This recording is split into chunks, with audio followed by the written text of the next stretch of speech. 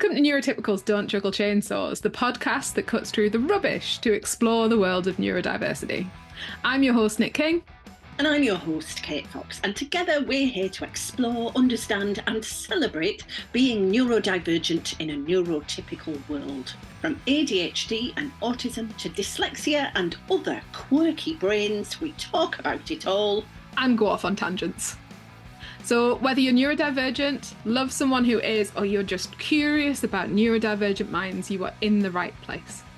Let's get ready to juggle some words and maybe even a few chainsaws, metaphorically, of course. Hello and welcome back to Neurotypicals Don't Juggle Chainsaws. And today we're going to talk about getting stuff out of your head. Although we clearly both have the same alternative word for stuff in our head that's hard to get out of our head. Anyway. Stuff and things. Stuff and things, yeah, that's what we call it.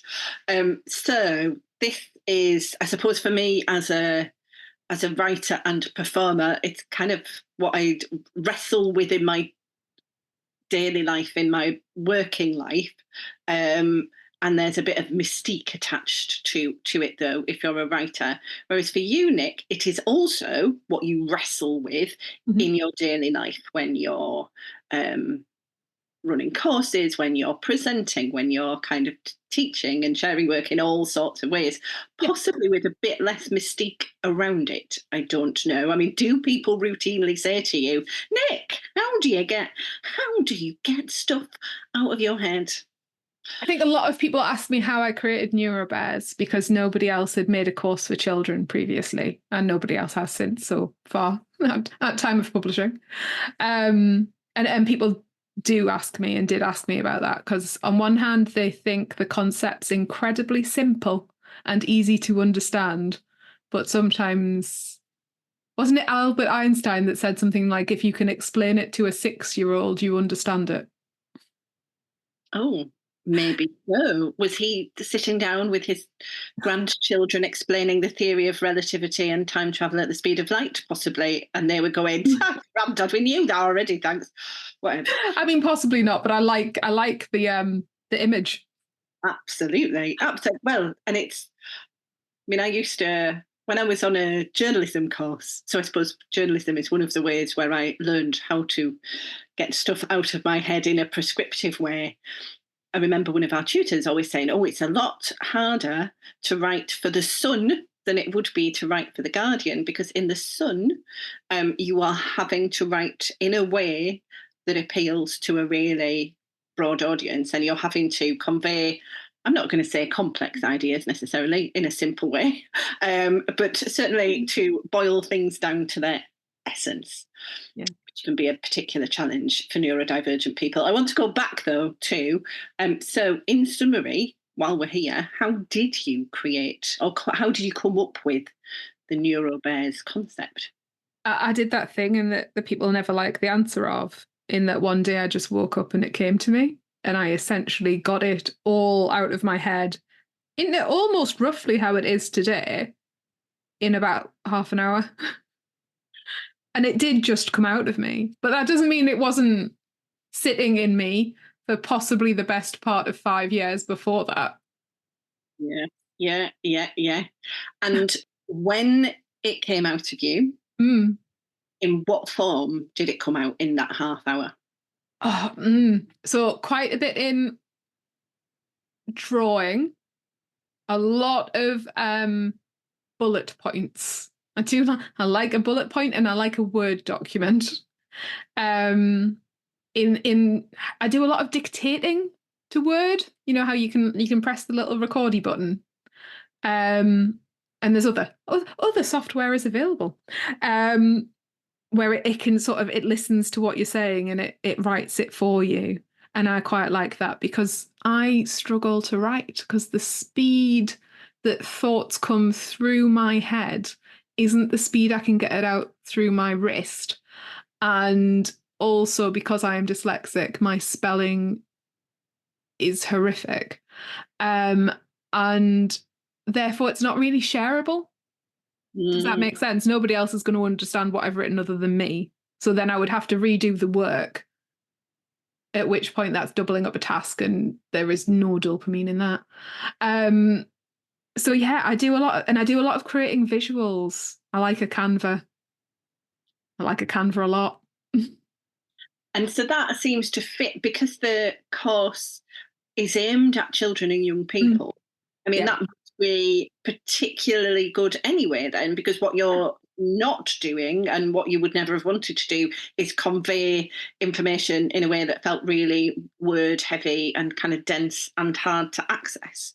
Yes, and even the adult training that I write to myself is still very panda heavy and very visual. And people appreciate that. I don't think there's necessarily an age limit on some really good metaphors and visuals, you know? Absolutely not. And again, when I was doing my PhD, which is a brilliant example of something that in fact is required to be very word heavy and dense, I wrote an academic article for a website called The Conversation, which is about sharing academic research basically to a general readership. Their guideline is it had to be written to the level that a 15-year-old could understand. And they had software that would go through it to check that you were not using sentences that were too long or too complex. Yeah. So I feel like there's a general accessibility issue in life, really, where a lot of information is made available to people. We're bombarded with information, aren't we? I'm thinking, official documents or instruction manuals that are really difficult to distill. I hate the form. Oh, I hate The form. But you know how you're talking about you doing your PhD? I literally can't do a PhD because I cannot do that amount of formal writing. And nowhere near close, which is bizarre because currently I've got neurobears through research and I did a significant and heavy amount of planning and prepping and organising the questions. And ironically enough, when the ethics came back, they talked about how good the questions were in there. And I'm like, but I can't do, and I don't have the capacity in terms of spoons because of other parts of my life to do a PhD, even though I'm doing work to that level. It's not accessible for me because I can't get the stuff out of my head to the format that they want to access it in. That is, yeah, gosh, that's a pity as well, isn't it? That really brings that home to me because the whole thing of a PhD is that you are making a substantial original contribution to knowledge. Yes. And that's a key bit. And that is obviously what you are doing and what you can do and what you could further do if you focused on particular research questions that were decided as the PhD research questions. But, I mean, it's what I literally have done. I've just nicked somebody else's doctorate. Exactly. That's what I've done. I've borrowed somebody else's doctorate, essentially. Thanks, Sinead. Give you an honorary. You see, that makes me think. So obviously, you could work in a collaborative way then, but I was going to say, yeah, you couldn't. They don't access to work, not access to PhDs. Exactly.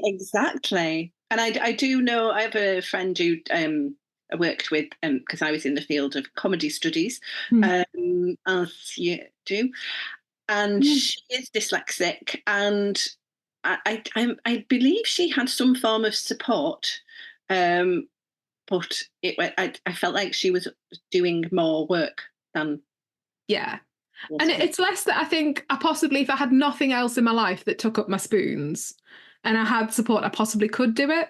But it's just the amount of spoons that dictated formal writing takes. That stuff isn't coming out of me easily at all. Whereas quite often my training comes out of me fairly easily, as a rule. I have got a teenager course stuck in my head at the minute that I can't get out of it. I think what I need is a deadline. That's the other element, isn't it? And for me, so much of my life has been dopamine and deadline driven. I used to be a radio journalist. That was amazing because if you're a radio journalist and you have to write a news bulletin, it's not even a daily deadline, it's an hourly deadline. You have a deadline every hour. That is very galvanizing and satisfying for an ADHD person. Yeah. Oh, and is it? But again, I'm going to presume possibly that the fact that you created neurobears means you maybe now in your head have a sense of a template of how it might be that you might move to getting. Absolutely. I've got a full plan. In my head, I could probably sit and speak it through and deliver it without any visuals and anything written down, but that's not the format people want to receive it in. And this is the thing, isn't it? It's about what you can create and offer versus what can be classed as something that can be received. I suppose it's within the double empathy problem, isn't it?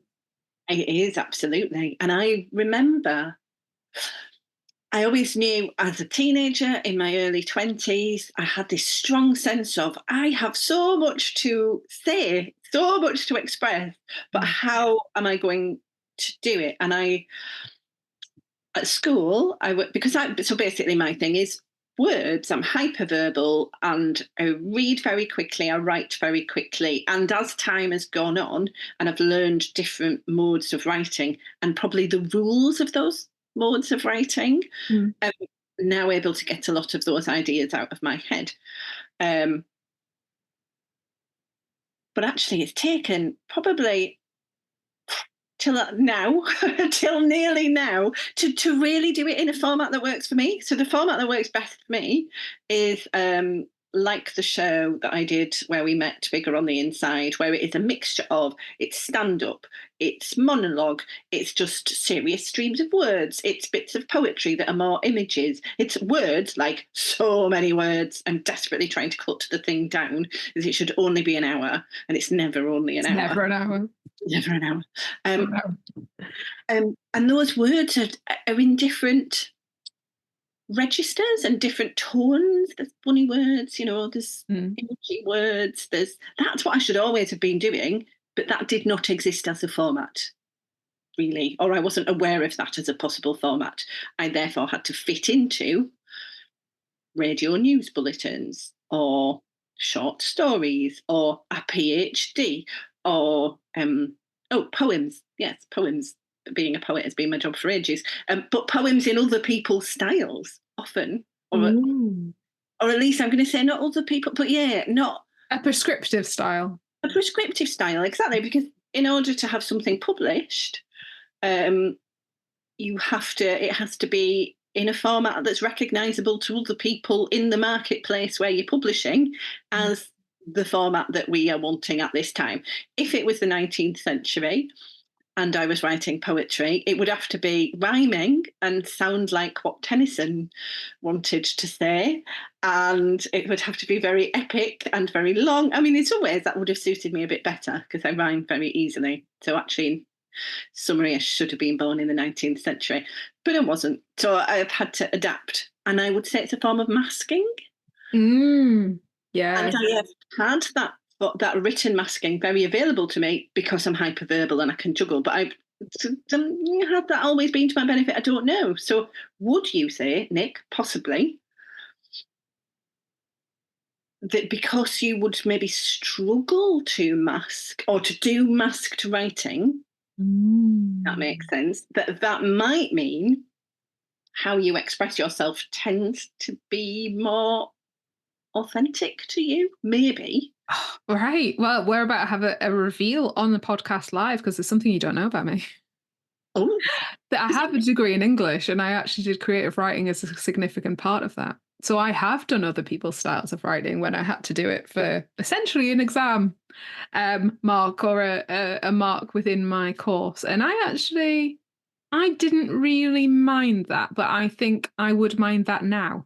I think there is a lot to be said about being in your late teens and your early 20s where you are still quite happy to do as you're told. And now I am very, very close to being 40. I'm not. I've been self-employed for a very long time. I am not happy to be being told what to do at all. And there is a level where, I don't know, like the spelling mistakes in Europass. And I deliberately left a couple of them in because I think that if I was doing authentic communication with the young people, bearing in mind it's pre-recorded, that if it was completely spelling and grammarly correct, it wouldn't actually be an authentic experience from me. And I also think there'll be a huge amount of dyslexic young people watching it, and they need to know that dyslexia isn't necessarily a barrier to employment, and making money out of the written word. And actually, you know, you can do that and be dyslexic. You know, it's not not open to you. But I do get messages of people pointing out the grammar and the I deliberately left prefect as perfect as prefect. Yeah, I know. And don't get me wrong, it was checked, it was formatted. I've got a lovely Spanish lady who does my my spell checking. Not even English, she's Spanish. And it's awful, but like, it's, as long as, I think if it's of a level where you're communicating, I mean, Shakespeare made up words.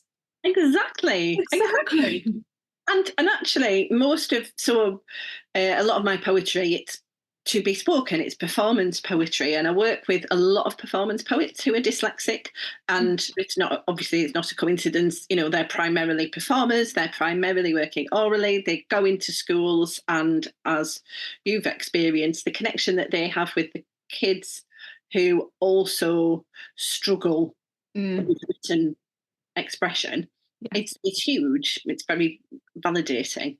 I mean, it feels like in an age of TikTok, that surely means, you know, if you can now create a reel, create a short video. I mean, it's funny for me, it's not inaccessible, but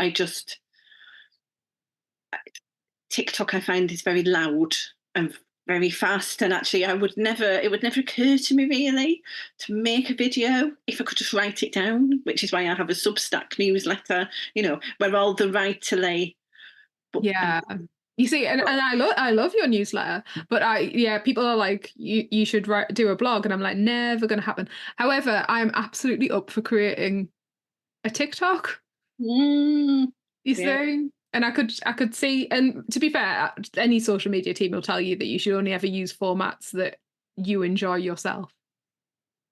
Really? Yeah. Well, that, of course, that makes sense. I mean, if I was to try and make videos, my heart's not, it's just not in it really. Also, I can literally, although actually my Substack letters take a while to write because I will often research things and put links in and so on. So that might take 2 or 3 hours. Generally, to write a blog style post for me, it will just flow. It absolutely flows very quickly. I've got a newspaper column which I'm about to write, and I am hoping that I might be able to knock that off in an hour, maybe. Get it out. But also, I discovered something actually while I was just away on my writing retreat, finishing off poems for my collection. Quite a lot of poems. A lot of poems, 15. Yeah. Knowing that we were going to record this podcast, thinking about getting stuff out of your head, I noticed there were 2 distinct ways that I had. And one was a bit more like the inspirational thing that happened to you with Neurobears, where something strikes you. And I think of it as that there is probably a computer program running in the background, and it's just quietly running, and then it spits something out at you, either in a dream or in the middle of the day or in the shower or when you're driving or walking, often when you're moving. And that mode I found really helpful for writing poems that were not planned. And I would kind of go, oh, a surprise has come, because maybe a line would come to me or a topic would come to me, and I'd just write it down. And then I'd write more things, and some of the things would be rubbish, but it was just about trying to get the ideas out of me. And I would spend about a day with each poem, and I would move from the terrace to the pool to the beach, which is why I went away, because at home I'd be like from the settee to the other chair, of the chair, which is really exciting. And all the time the poem would be percolating away. So that was one way, and I felt like that was bottom up processing, I'm going to say. And then there's the other thing of top down processing, where I'd be like, right, now I'm going to write a poem about Daleks, and it needs to include, these thoughts. And then I'd have to write, oh, Daleks, oh, exterminate, oh, and then fill in underneath. So that felt like top down. I'd given myself the topic, I'd given myself the headlines. Yes. They have very different modes, I have to say. Very, very, very different modes of writing. I found the inspirational one much more fun. But I suppose mostly people are having to write, I don't know, if you're writing for work, you've got a document in front of you and you've got a heading and you've got to fill in what that heading says. Yeah. And I think this is it's possibly a level of capitalism in there as well, isn't there? So something that just comes to you is probably just a gift, as you described it. Whereas sometimes when you have to write something when it is work and it is your income, in a very, very different way. And yeah, you're right. There is an element. I like the idea of it being a gift. Where it just comes to you as a gift. Yes. Oh, but that's really interesting to tie that into capitalism and productivity and neurodivergent. Because actually, there will be certain types of neurodivergent thinking that are therefore less valued because they seem to, well, they've just appeared. They're a gift. They're in the gift economy. I loved, don't know if you've ever read it, Lewis Hyde's book, The Gift, years ago, and he kind of talks about how creativity used to be in the gift economy and is now being a bit buggered about, basically. Taken by capitalism. Yeah. And there is all sorts of ideas around like side hustles and monetizing your hobbies and things, which I think we sort of covered in the past. But I do like this sort of the difference between it being a gift and something that you have had to create for outside reasons, I suppose. It's always going to be a bit of an issue and a struggle for those of us who tend to struggle with demands. Yes. But then on the other hand, it's going to be positive if you're kind of dopamine driven, perhaps, and you're thinking, there's a reward for producing this. Or there's a deadline that I need to meet. So these all feel like these are quite complicated. There's not a pure thing, is there, where neurodivergent people are either super able to express their work and words and thoughts and ideas, and that is received into an economy that is really happy just to take them in the form they're in, versus, it's really difficult, it's really blocked, you'll have to compromise. There's all sorts of intersections of when and how you might have to compromise or not. Absolutely. And I think if we're moving away from that idea of giving yourself a gift, because I think it would be a gift to yourself, into something more for giving for other people to consume it, then the format that you give it in really matters. Sorry, cough. And then how people receive it in that format. I often joke about the fact that I only send 3-line emails, because that is pretty much what I can get, out of my head. And I don't see why emails need to be longer than 3 lines. Absolutely. There was what was it? There was a very British Problems post the other day, and I also have to say the Very British Problems account could be read as an autistic account, essentially, quite often, if you follow that at all. But he said, I used to think that most meetings should be an email. Now I think most emails should be an idea that you just kept to yourself. And I was like, yes, that's so many emails. But there's this thing now where like somebody's sort of demanding creativity even in the emails that you sent in, that you have to have this fluffy bit at the start and then possibly your point, and then this fluffy bit at the end and some sort of conclusion, and then a very long signature that possibly has half your life story on it. And somebody's decided that. Whereas, and then this is the idea of is your creativity right or wrong in terms of its, consumption and people who are receiving it. Not that I'm saying necessarily emails are a creative sort of exploration, but this idea of sort of how you get the information out of your head in a way that people receive it, that they want to have it in that format. Yes, and actually, maybe perhaps that's about self-expression, isn't it? But what gets expressed, or what should be expressed in emails in the corporate world and in a lot of contexts, is performative social bonding and niceties, which actually for a lot of us neurodivergent people feels unnecessary. We want to cut to the chase and get to the information, or perhaps, and this was something I did say in my newsletter the other day, actually, and I didn't realise I thought this. I either like very direct, very factual communication that's on topic, or I like playful exploration of language. And in my email, might be like, oh, my contribularities to you, dear corporate denizen of the arts world. I hope you've had a most glorious day among the pink blossomed sylvan branches of our acquaintance. I don't think I've ever written that. Otherwise, no one would. But I feel like I have an expectation for your email. Exactly. But both of those are my happy places, and my happy place is not, I hope you're well. Had a lovely weekend to someone. I mean, I think we will cover this in other conversations, performative politeness, but it's do you think, as a neurodivergent minority, so sort of ADHD, autistic people, as we are sort of like seen, do you think outside observationally we are considered creative?